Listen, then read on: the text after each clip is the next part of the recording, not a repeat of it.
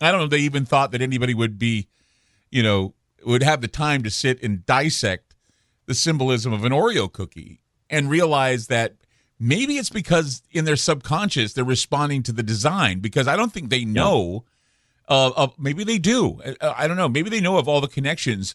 But you look at the word oro, for example. What is the oro is the Spanish word for gold.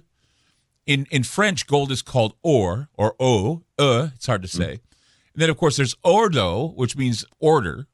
The golden order, the golden age. And what group talked about the golden age?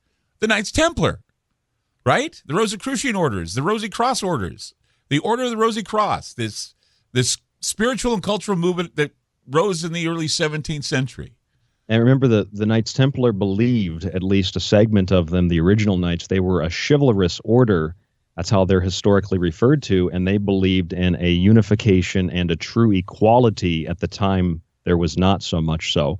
A true equality between men and women. Not social justice, but a variously defined form of women are equal in the eyes of God to men. And there's a balance there.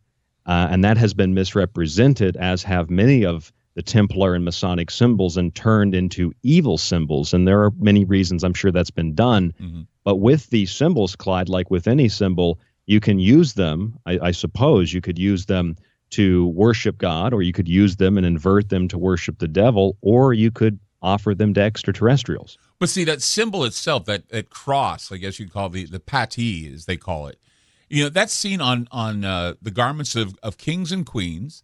It's seen on Nazi uniforms. They wear the Iron Cross. The Nazis would wear the Iron Cross as well. They call it the Iron Cross. That cross shows up in a lot of designs. Even the Pope wears that cross.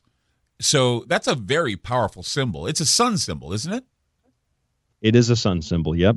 Traditionally, the Maltese cross or the Iron Cross is considered a symbol of the sun, and it's called the Maltese Cross because the Knights of Malta, also known as the Knights Hospitaller, established the first hospital in 1080. Mm-hmm. When pilgrims were traveling to the Holy Land, they would offer them not just protection from the Templars. The Knights Templar would offer them protection, but they would offer them medical services after traveling this long journey. So the Maltese Cross is derived from that etymologically and historically, and we have all these different definitions, and it's used today in a variously defined way. Just like there are so many names for it, there are so many uses for it, and there are so many meanings that people interpret from what that symbol represents, whether it's quote unquote Nazi, or it's a biker gang, or it's something that people just get tattooed on themselves because they think it's cool. Well, they also use the mercurial symbol of the cross and the serpent for medical. You're talking about hospitals. They're using the serpent crawling up the cross. It's the Tammuz, the caduceus. Yeah. They use that as a symbol for healing.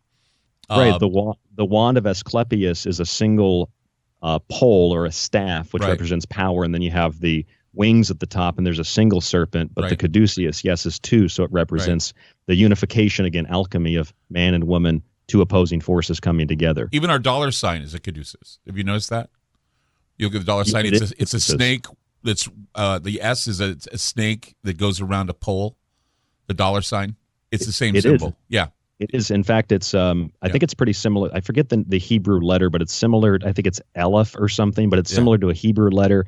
And also the Blue Oyster Cult. That symbol that they use is in essence the astrological sign of Saturn. And I thought it's interesting because the oyster is a symbol of Aphrodite, and Aphrodite's son, who in our tradition that we know today, mythologically, is the son of Aphrodite, Ero, or Eros, E-R-Os, which is, he's the god of love. But Eros. In the original myth, Eros, he was the god of chaos and destruction. But Ero, add an O at the beginning, and then Oreo. It's backwards. Oreo. Yeah.